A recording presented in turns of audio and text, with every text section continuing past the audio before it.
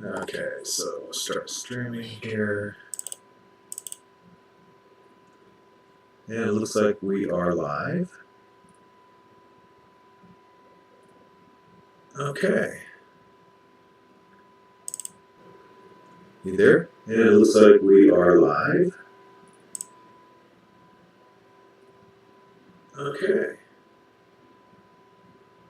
Alright, so.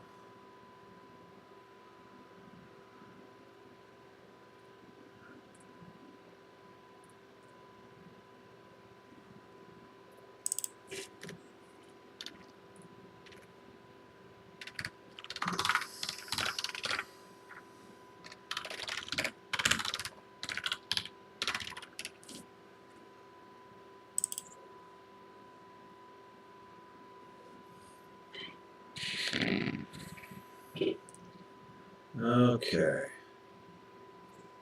Alright, I think I got this figured out now. Okay, let me pull this out and set this in a different browser window. Okay, we'll get CoinGecko up. Okay, start recording. And good evening. It is October 31st, Halloween 2020, and this is Eureka Street Crypto Hub. And my name is Eureka John, and this is the broadcast where I cover all things crypto. And everybody has gone to bed, the kids are in bed, my wife is in bed, and I'm left with the dad tax. I raided my daughter's Halloween candy, and time for me to grub down. I love these new M&M caramel things. They're super good. I'm a big fan of caramel. I was wondering, did you say caramel or caramel? I always call it caramel. Anyway, I'll go ahead and start this broadcast here. And I got my soda water. I don't drink anymore. So, soda water it is. Giving me something cold and bubbly to drink. It's not beer. And I drink it back to back. That was the problem.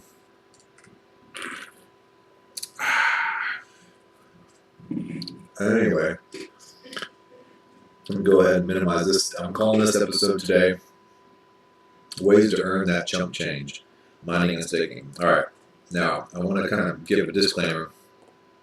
Nothing I ever talk about is comprehensive or supposed to be like super educational.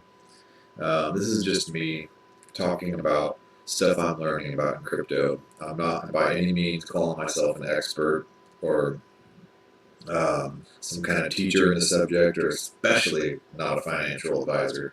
I'm just stoked on the technology. I'm stoked on crypto. I'm stoked on the whole idea, kind of the libertarian idea of independence from the banking systems and the government fiat currency. That's kind of being shoveled down our throats, and the fees from the banks that have been used to, I mean, the amount of fees and fines that extremely poor people get is something like $22 billion this year that lower income people have had to pay in bank fines. It's just insane the amount of fees and fines people have to pay for going overdraft from maybe some Spotify subscription that they forgot about or something, or aren't able to pay, and it popped through right before their paycheck came through. It's just ridiculous. So crypto is a great way to hedge against that type of stuff, or just get away from that system altogether. There are ways nowadays in order to be able to do your everyday things with just crypto. Yes, it is hard still, but it's getting easier and easier day by day, and hopefully longer time goes, we can get away from this corrupt and horrible banking system that we have that is basically designed to keep the poor poor. So crypto is making headway towards that, and it's gaining adoption. And then now, I mean, it's kind of a double-edged sword. We're seeing adoption by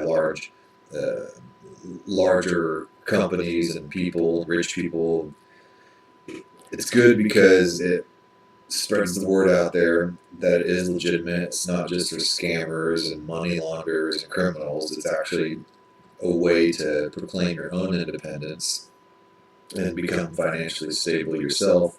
And it's a way to separate yourself from the banking system and to be able to participate in your own decentralized economy away from the economy that is designed to tax us and not make us succeed. So, there's my little rant. Let's go in here. I'm going to minimize this. And I'm going to get rid of this text here. And put me over there. Put this logo. It's kind of, oops, that's not the logo. Put this logo here, up in the corner.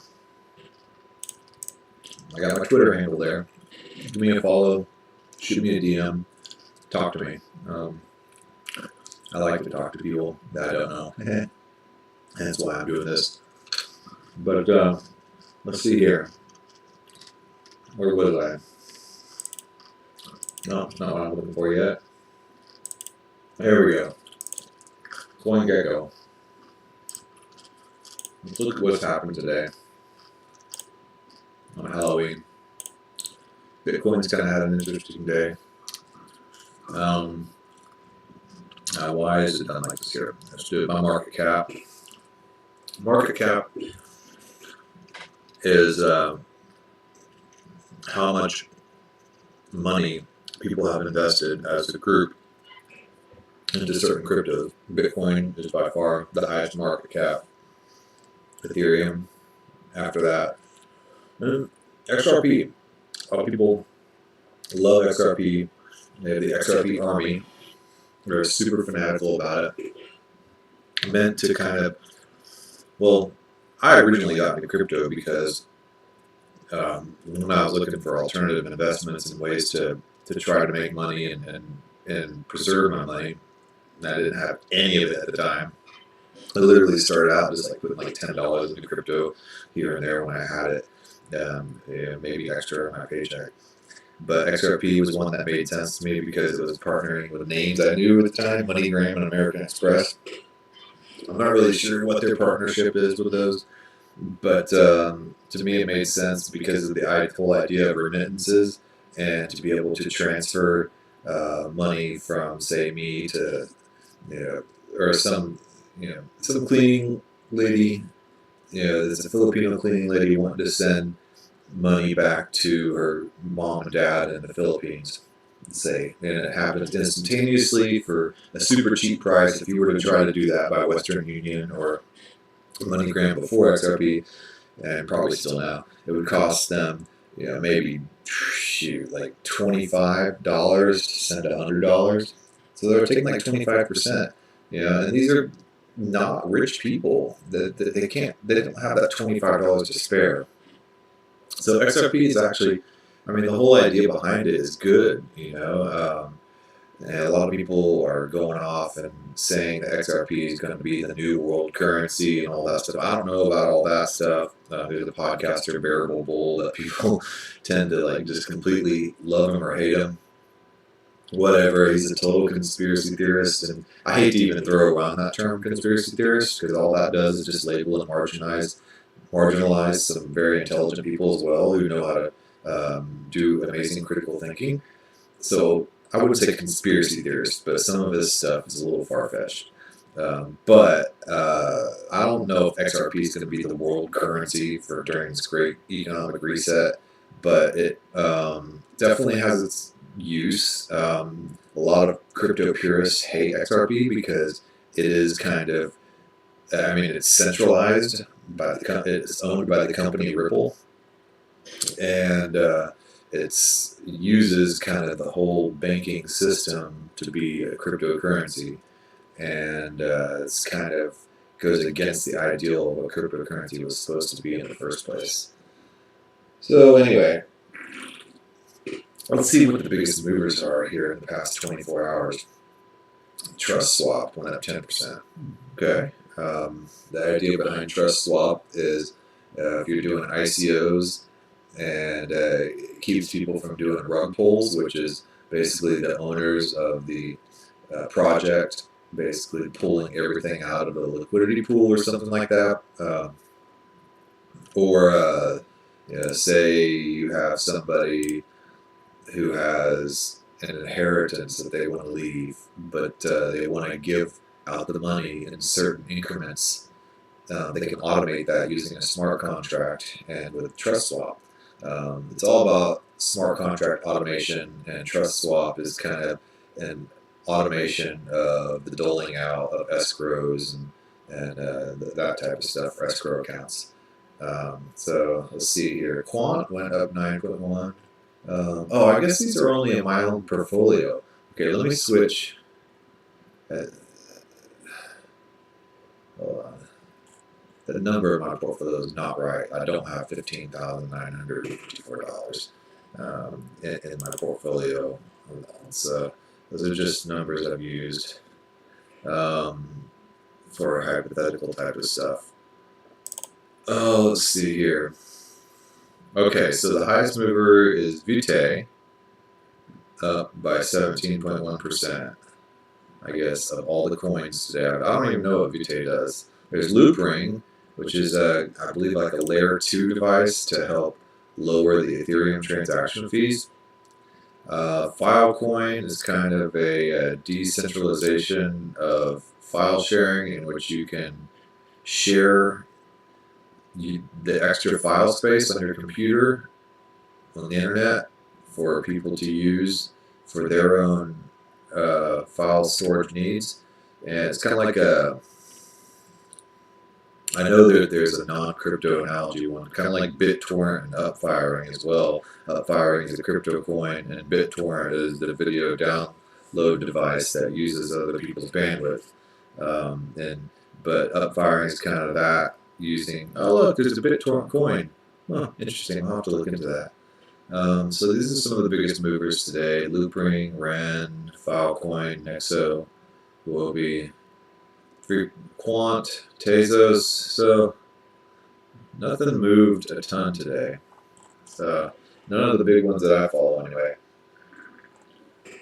Except for Trust Swap, I guess.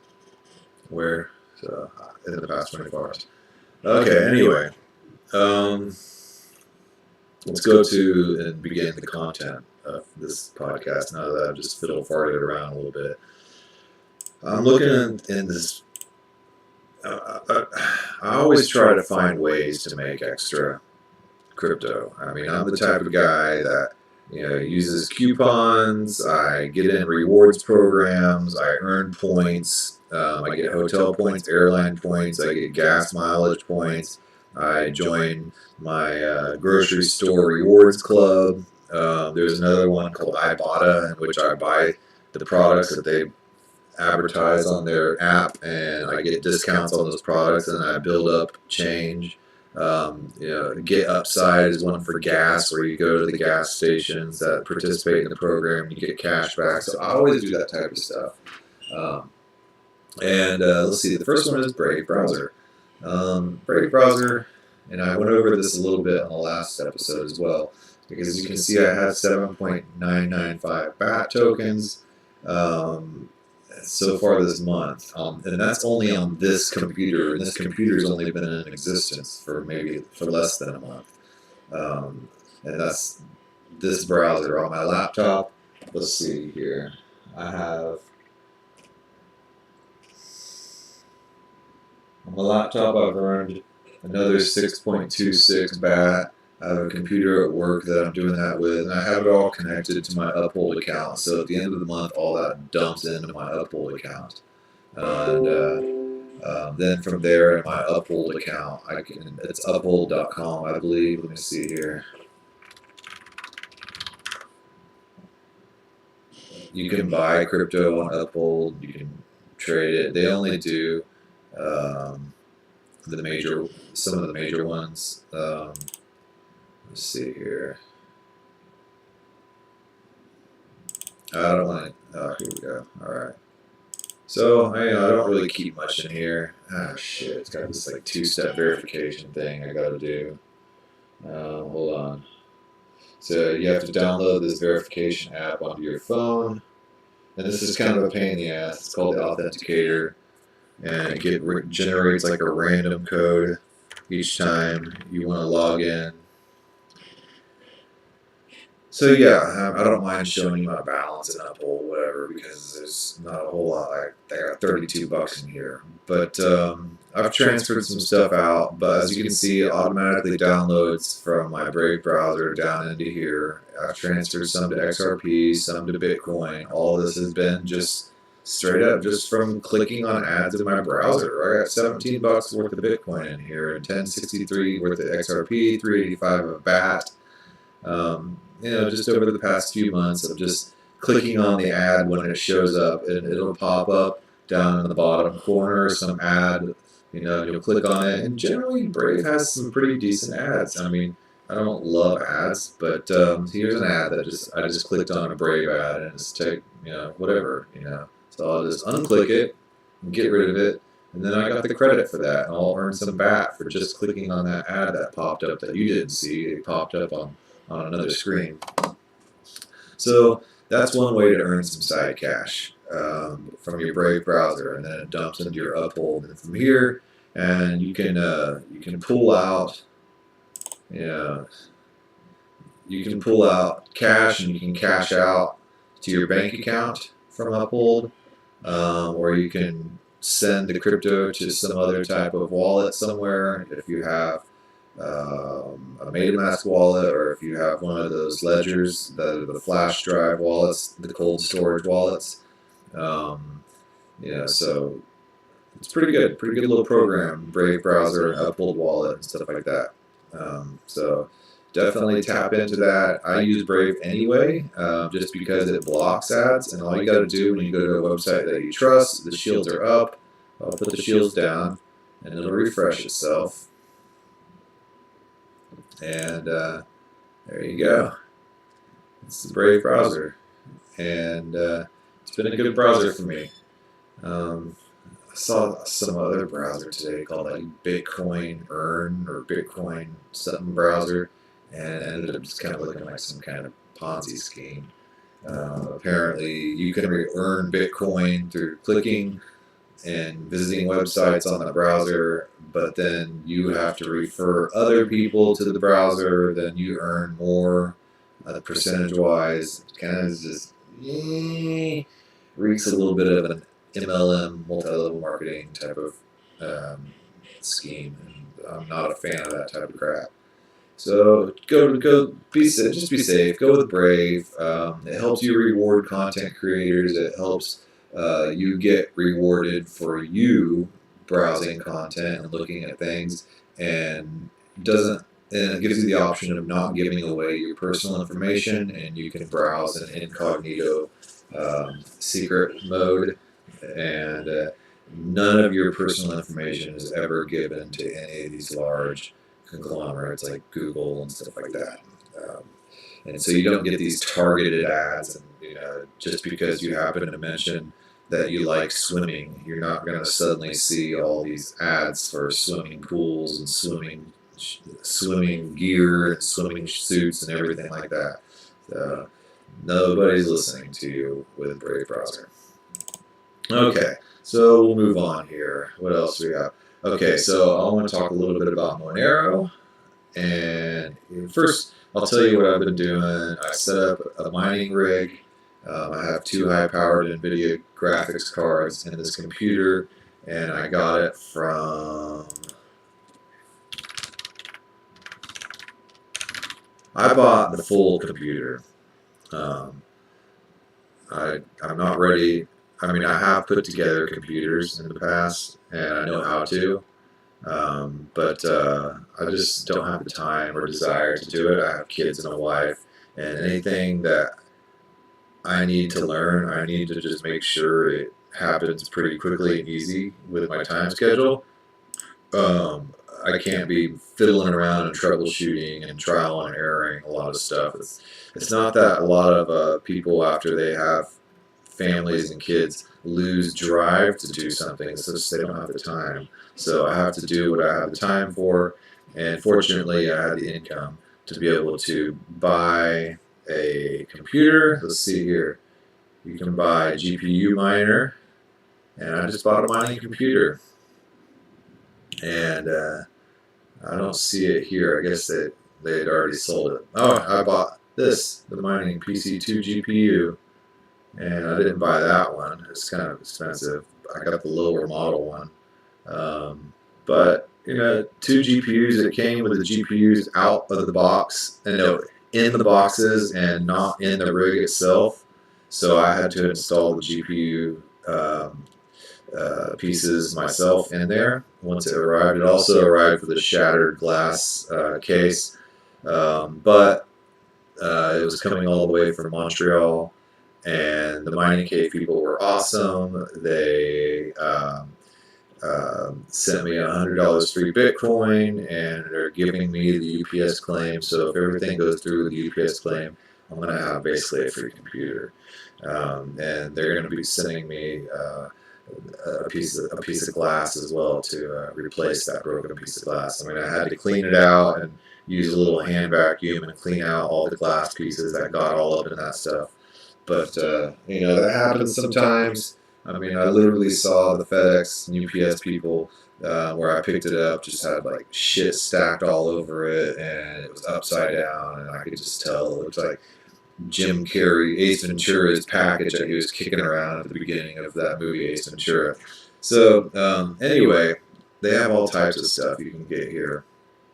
ASIC miners. ASIC miners are like, you know, the hardcore proper, you know, devices used specifically for mining and for the highest hash power you can get. This one's for Bitcoin with a SHA-256. That's the encryption protocol, I guess, is the word for it. You got a Litecoin miner, and I mean, they're real good about setting it up like ready to mine if you don't know what you're doing. It's kind of what I wanted to get. It was my first time to ever do anything like mining, so I wanted something already set up and ready to go.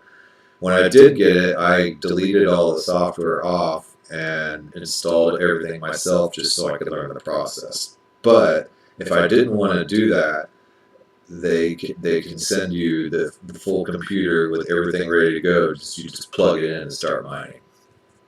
So that's how I did that.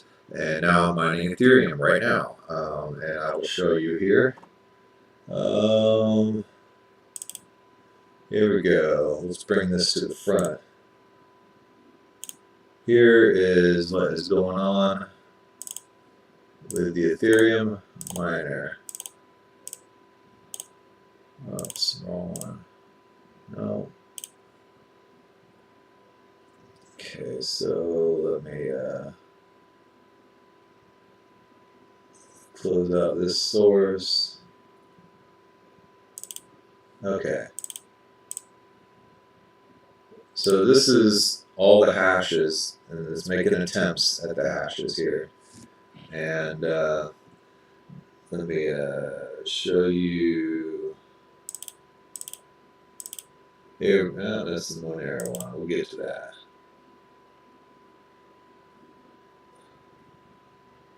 Well, shoot. Okay, here we go. I'm going to show you. Okay, so we'll put this over here. And those are all the hashes that are going through it. Let's see. It has been a minute since we found any type of shares. Dang, it has been a minute. Usually it finds it pretty quick. Okay, shit. There we go. We found one here. We found a share. A share is not a complete block. It's just a share. And it gives you some credit. And so let's go over here. Let me get this. Now, where's the correct window? I know I had tab up somewhere.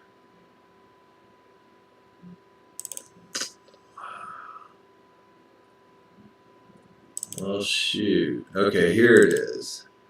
Oh, no. Alright, so I must have closed out the window. Oh, here it is. Ethermine. Alright, so let me get this over here. Okay, so this is the dashboard for that. I've gotten 0.00348. it reset itself last night and it put it into my wallet on my browser. Probably about like 15 bucks, I believe. And since last night, I've gotten $1.36. It'll go throughout the week, and at the end of the week, I'll probably get another like $15 or $20. However, and I just have this going through a pool, and it's kind of calculating according to my hash rate what I get. If part of the pool we start hitting some blocks, then I might get some more. I'm just doing this as a pool for now, just because it's the easiest and the most steady. There is another way you can do this, that's with solo mining, and I'll show you hold on. First of all, payouts. Let's take a look at this. Last 100 payouts. I've gotten 3 payouts since I've started, or maybe 4. I don't know. But so let's go back to the dashboard. Yeah, current hash rate 15 mega hashes. Usually it's around 60 because that's what my graphics cards give me. Let's look at some statistics. You can choose which pool you want to be in Asia, European Union, the U.S. East Coast, and the U.S. West Coast. This is the average hash rate, I guess, of these others. And the found blocks. And the more found blocks, the more money you get. And yeah, I mean, it's real simple. And just an easy way to make some passive income. It's not a whole lot, probably 50 bucks a month, using just this ETH miner pool. But there's another way to go about it here. I could do this solo mining, which I think I'm going to attempt, if anything, just to try it.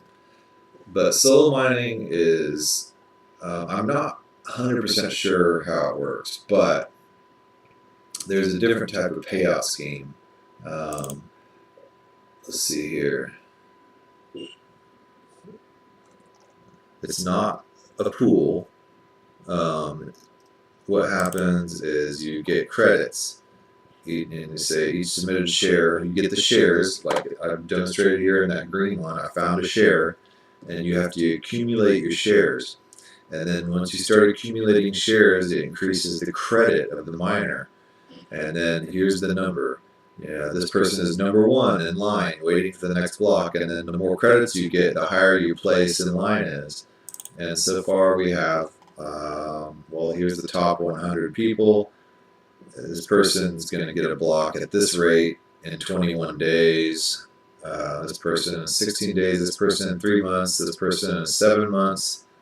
And these are all the different hash rates that they're running right now. And these are all their wallet addresses. And each wallet address is minor. This is the amount of credits that they've accumulated from all the shares that they've found.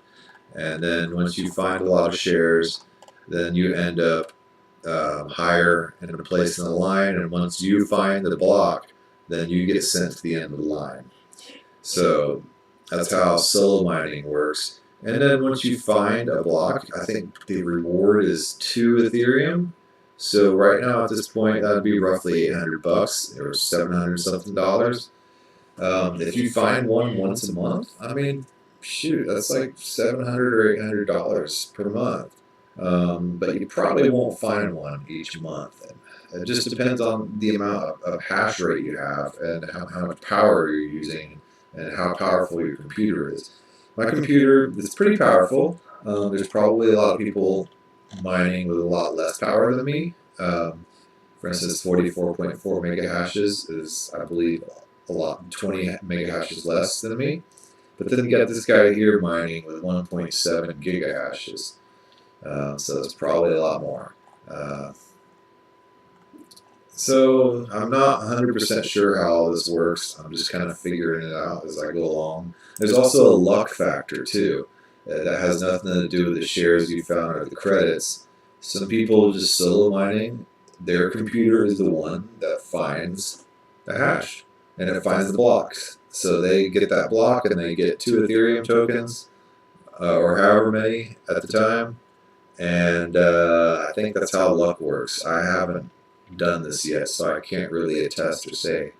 But that's kind of how this Ethereum mining works. There's mining with Zcash here. You can mine with Ycash. I'm not familiar with Ycash in the least bit, so I can't tell you anything about it. Here's Ethereum Classic. Don't confuse Ethereum and Ethereum Classic. If you're going to buy Ethereum. Don't be fooled and buy Ethereum Classic. Same thing with Bitcoin and Bitcoin Gold, Bitcoin SV, Bitcoin Cash, Bitcoin Diamond. Just buy Bitcoin. Just buy Ethereum. If you want to get into Bitcoin Cash or Ethereum Classic, that's fine. Just make sure you know the difference. Like Ethereum Classic, right now the price is $5.22. There's 2,149 active miners. It's a whole lot different than mining Ethereum, where you have 58,432 miners, and the price is $389.34 per Ethereum. And you have 56.6 terahashes a second of miners trying to find the Ethereum blocks, versus over here where you have 1 terahash per second and 2,149. So let's say the odds of finding blocks are a lot better. I mean, who knows? Maybe in this type of specialized mining pools and tokens, I guess that's what they call speculative mining, you can make a lot more money because your computer, if you have a decent hash rate on your computer, can find a lot of these blocks. And then if you can do that, you can sell off the tokens and make some pretty good cash if you're finding a lot of that. I still have yet to mess around with that. I'm just now learning the ropes on how to do this Ethereum stuff. But I'll graduate on and hopefully maybe become some kind of speculative miner, which could be interesting. This is Beam. I don't even know anything about Beam here. We'll have to look it up. And then we have Ravencoin. And there's a lot of other stuff you can mine. There's different ways to mine. I'm just looking at Bitfly here. So Ethereum Classic is an interesting story because what happened at the kind of near the beginning of Ethereum, they were, I believe there was some kind of hack in the MakerDAO pool where a lot of Ethereum was stored and a bunch of Ethereum was stolen or lost or something. And a lot of people lost money, and it was a ton of money. And I believe what they did is they all voted to rewind the blocks back to the point right before it got hacked. So that created a fork. Now what a fork is it's a hard fork, is where some decision is made in the governance of a token in order to completely create a separate type of token that branches off of that first type of token. So this rule where you're rewinding everything back to that one spot and starting from there again, that created Ethereum as we know it. Ethereum Classic just kept on going with the lost tokens on there and just suffered the loss and kept going at that from that point on. And there's the purists that say no, Ethereum is supposed to be decentralized. We're not supposed to have any one person or community or controlling agency to be able to rewind any of the blocks and say something never happened. We just have to suck it up and take the loss. So that's Ethereum Classic. Well, I don't know how well Ethereum Classic's done since then. But either way, whatever. I'm for Ethereum. I don't really care that much about Ethereum Classic or know enough to even really care. So I know what's going to make me money is Ethereum, and I believe it is in the future, especially now that ETH 2.0 is on the horizon. And it will. The problem with Ethereum is it's not been scalable. It's an amazing product, and it's been able to be the world computer. Tons of apps are made on it. Ethereum is kind of like the oil to be able to allow transactions to happen. The Ethereum token on the Ethereum platform. There have been some great apps and dApps made on top of the Ethereum platform, and I think I described in the previous video, it'd be like somebody creating Windows and then creating all these programs on top of Windows that you can use on the Windows Pro platform. like Adobe and stuff like that.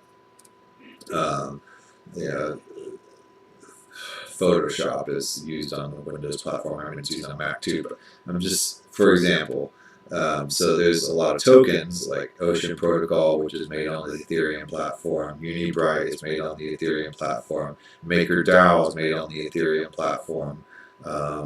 Yeah, Aave is made on the Ethereum platform. These are just programs that are made on top of the Ethereum platform, and Ethereum acts as a world computer. So I can't remember why I started talking about this.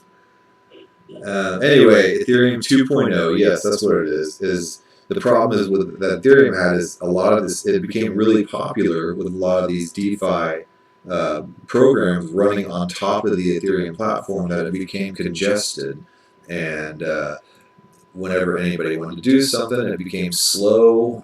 Transaction costs when you traded back and forth and used your Ethereum tokens and wanted to buy and sell stuff, using these DeFi engines, it started costing a lot of money, and it would take quite a long time, and it's just like trying to cram a bunch of people onto one subway car in order to get a block completed.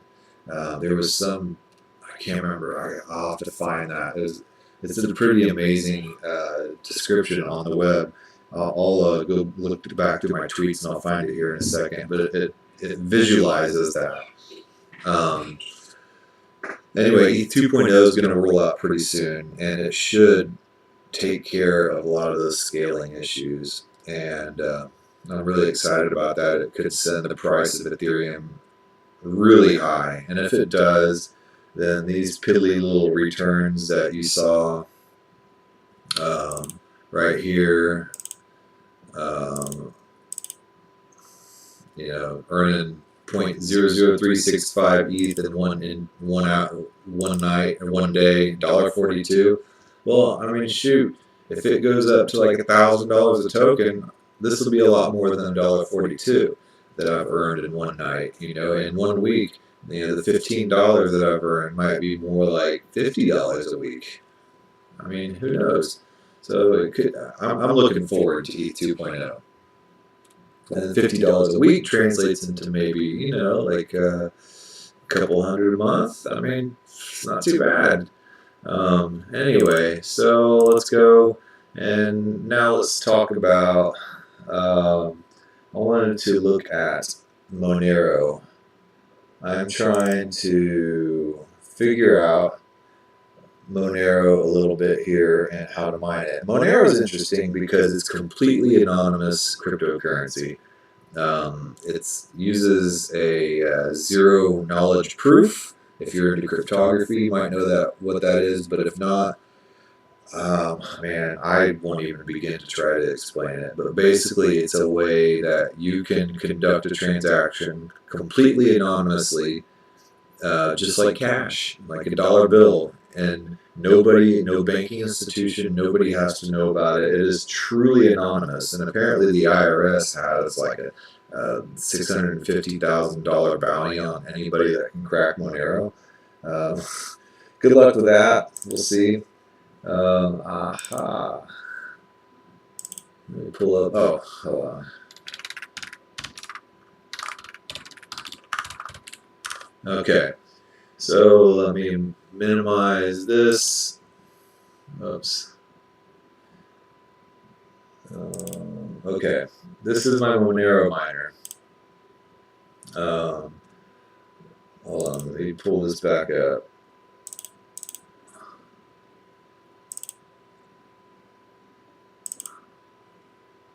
Okay, so let me go into Monero.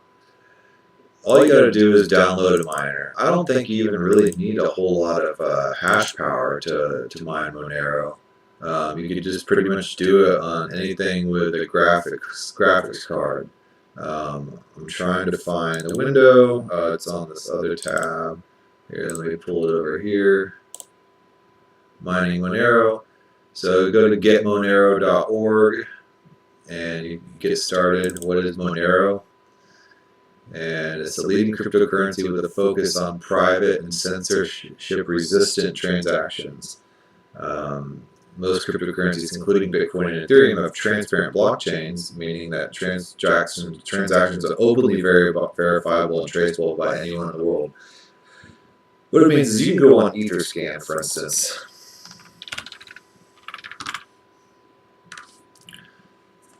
and you can find any transaction made on the Ethernet, on the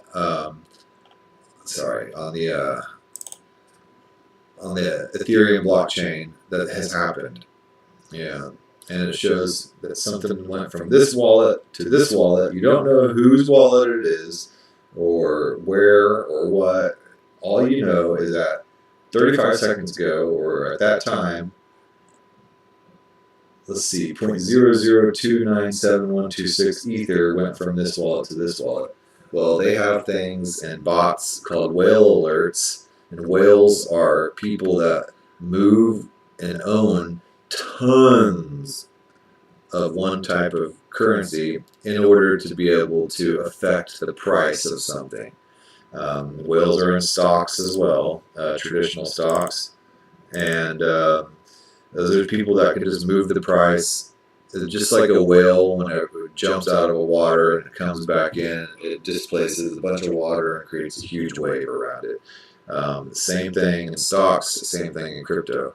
So when you see somebody make a huge transaction on EtherScan, you know somebody's moving a bunch of Ether, and it could possibly cause some kind of fluctuation in the price or in the market. I don't really pay that much attention to that type of stuff, but you know that there are those people, especially the TA people, technical analysis, that just follow this stuff. There's something called Glassnode that follows these types of trends, and yeah, some people obsess about this stuff. I can't. I don't have enough time to obsess about this stuff. So I just dollar cost average. I buy in a little bit every day, week, month, or whatever, regardless of the price, and then hopefully everything will all move up together. Just like water rising in a harbor, all the ships float up together. So anyway, Monero doesn't have that type of scan thing, I guess. It's completely anonymous, confidential, untraceable. It's just super private. Somebody made an illustration of people in ancient Chinese culture. When they would make a petition, they would put everybody's names on a round circle. And on that round circle, you can't see who started the petition. So no king or leader could look at that petition and try to figure out who the ringleader is, because everybody's name is on a circle instead of the start of a list and then everybody else signing underneath that name. And it's kind of a way that Monero is. You can't see who the transactions are because there's a bunch of different other transactions there to help cover for it. And it's kind of like what zero knowledge proof is, even though there's no way I can try to explain what zero knowledge proof is. Anyway, there's downloads. You can get the GUI wallet graphic. You could use user interface wallet. God, I gotta get rid of this thing, that red thing. Hold on one second.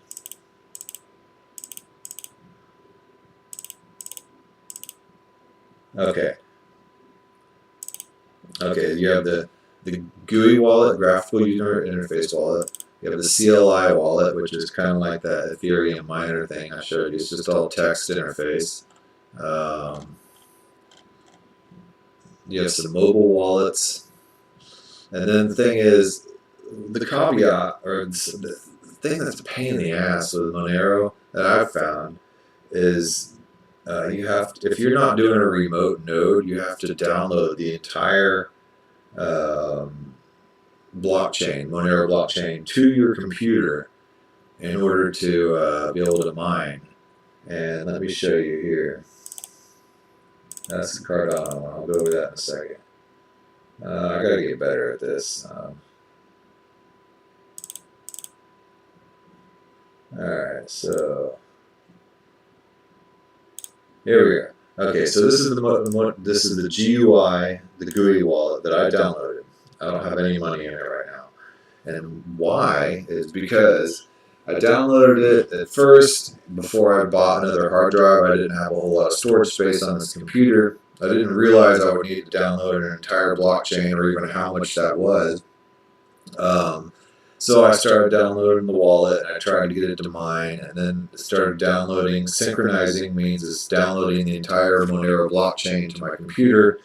Come to find out, my computer didn't have enough space, so I had to run down to Best Buy and buy another like 4 terabyte hard drive. I installed it on this computer. Now I only had partial download of the blockchain, and it was on the C drive. So when I got the new drive, I moved everything over, but apparently something got mixed up and the blockchain was on the C drive. It just turned into a mess. And then I downloaded the entire blockchain. I tried to start the miner, and it wouldn't start because parts of the files were on the C drive and parts were on the J drive, and it's just like turned into a complete mess. So what I've ended up doing is I deleted the entire wallet, Monero wallet, off of my computer, and I re-downloaded it from this website, Get Monero. Here, let me just minimize this. So I re-downloaded it from here, and I got this, and I installed it, and I set up an account, and then now, as you can see, I did this early this morning, and now I have this much remaining. So probably go all night, and hopefully tomorrow, because I would download everything, and I would hit start mining. You go into the advanced tab, hold on, and you click on mining, and you click start mining once the blockchain is down there, because that lights up. And then it would say error, could not mine.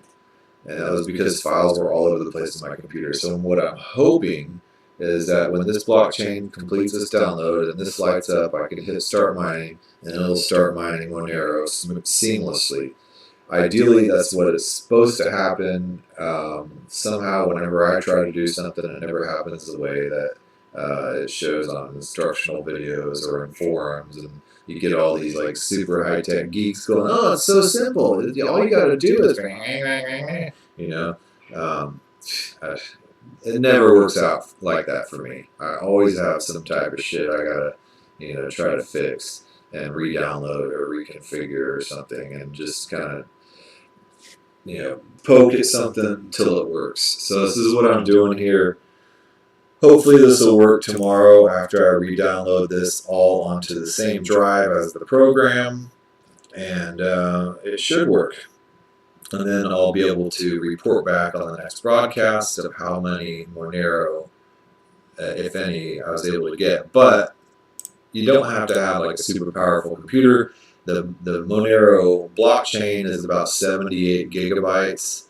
So you got to make sure you have 78 gigabytes of room on your hard drive if you want to do that. Otherwise, there are other options. You can, let's see here. Let's go to account, no, settings. You can do a remote node. However, a remote node is not as secure. No, I don't want to. It's not as secure. And I don't know if it's as fast either.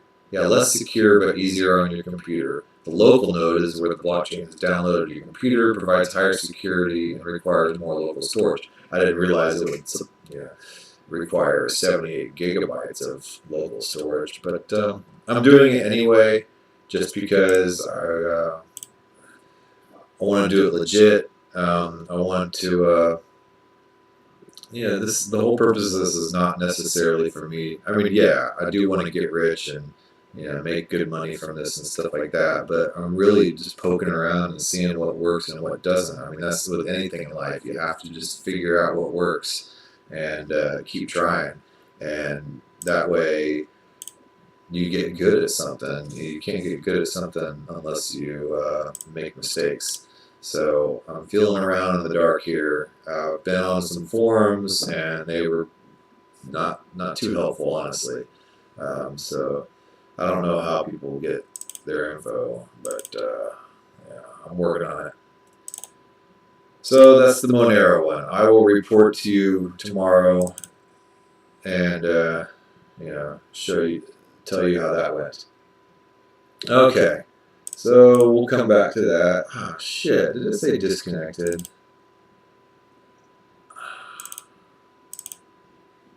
What?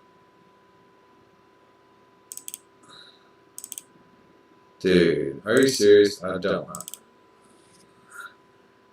Local node. Okay, alright. Starting where it stopped. I was just about to have a shit fit of thinking that it would have to completely start back over again. Alright, so it's going to keep continuing right where it started of downloading the rest of the blockchain. The problem is it takes forever anytime you want, and I'm going to have to stop the Ethereum miner to run this Monero blockchain. I don't know if I can run both miners at the same time. I don't think I can, but I'm going to either way shut down the Ethereum miner to run the Monero miner for its first time. And then once I start getting that going and learning the process, then I'll turn the Ethereum miner back on and see if I can do both. Okay, anyway, so here we go over to... I'm going to go over here to the Cardano staking wallet. You can stake. You can't just... There's other options. You don't have to just mine. You can stake. So what I did here, I have $325 in this Cardano wallet just to try it out. Not dollars. 325 Cardano, which is probably like 30-something dollars, because Cardano is worth about 10 cents. I transferred it over here. I bought some Cardano through my Abra wallet, and I've just had it sitting in there for a while. And honestly, I've just been kind of waiting with Cardano. I don't really know what's going to happen with it. It's kind of a whole new system itself, and I took that $30-something of Cardano and I transferred it into here. I did a receive. Hold on.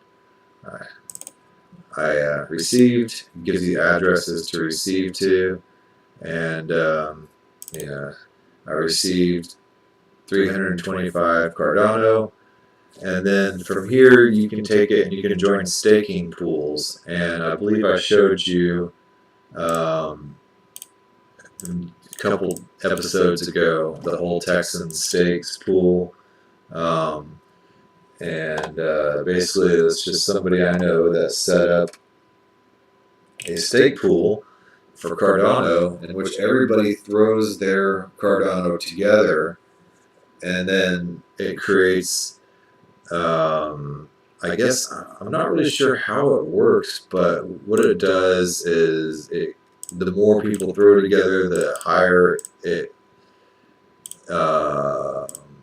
higher chance it has of finding those blocks. Let's see here, how to stake.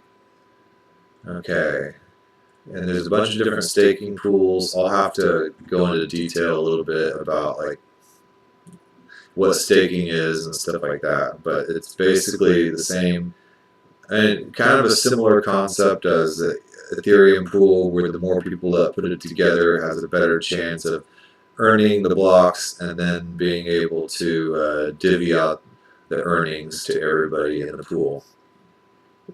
Staking is kind of that way as far as validating transactions, the name of this stake pool is called Texan Stakes.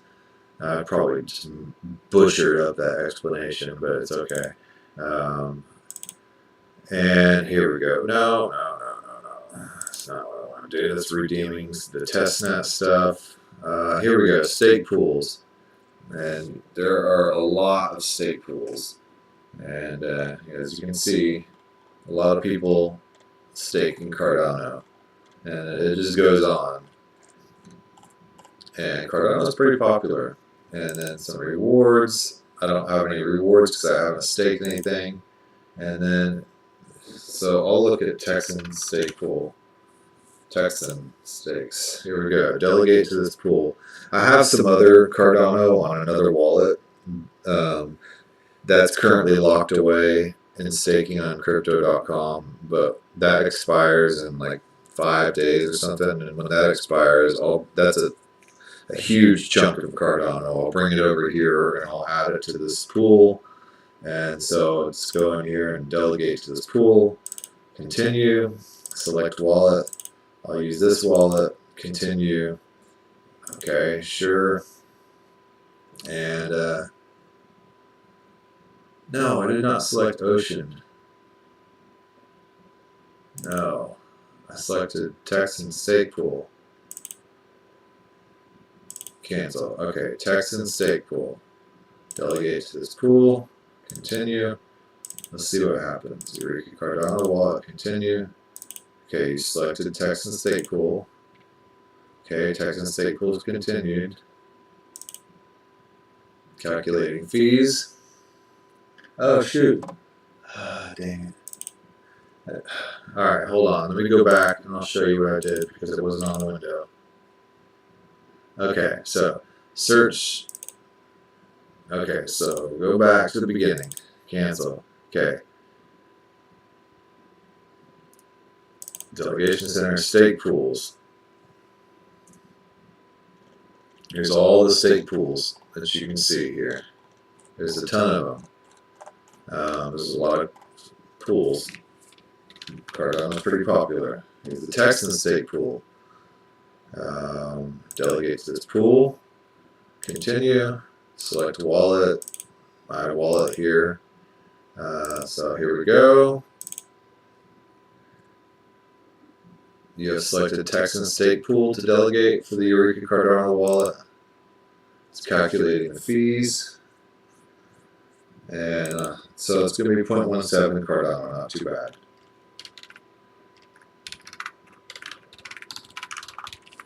Alright, so we'll confirm that. Let's see what happens here. Yeah, it's like 300 something Cardano, so it's not going to do anything really. But I guess about next Friday or something, or next Thursday, I'll be able to put in a lot more. And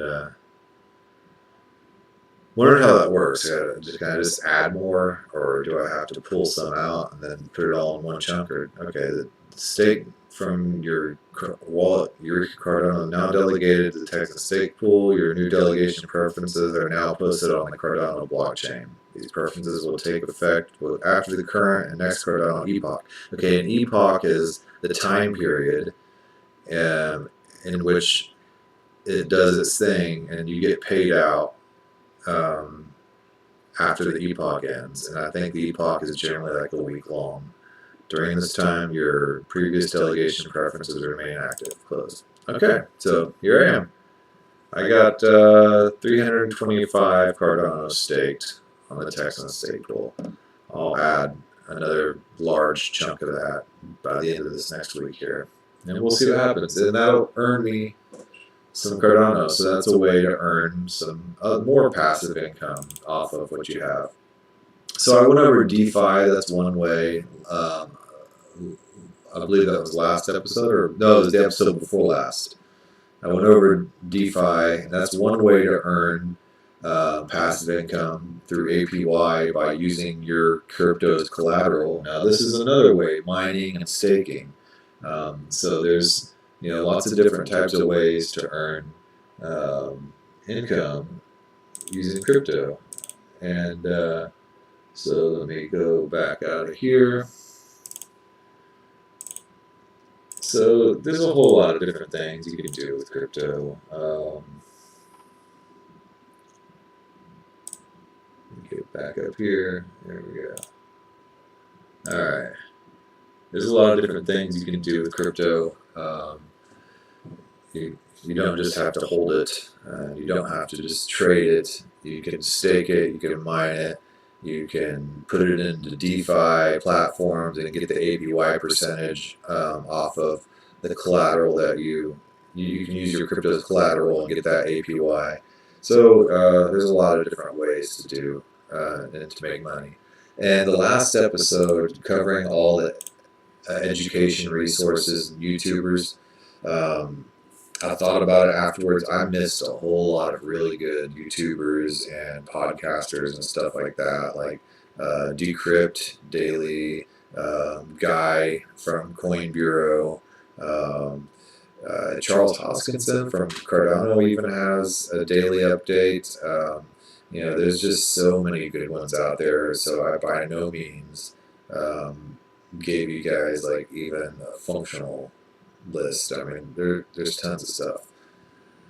So this is Halloween. Got my soda water. Got my kids' caramel in this. And I'm grubbing down on one of my favorite candy here. I like 100 grands. Big 100 grand fan. Snickers pretty good. Got Butterfingers. And there's some other shit. Here's some Twix. And there's a whole bunch of other stuff in the other room as well. But I got what I wanted. Alright. Well, happy Halloween, y'all. Be safe tonight. Don't get too wasted. I'm going to try not to get too wasted on candy. And, yeah. You have a good night. And I will talk to you next time. And I'll try to update you on this, what happens with this Monero mining program here. So, hopefully it works. Cross my fingers. All right.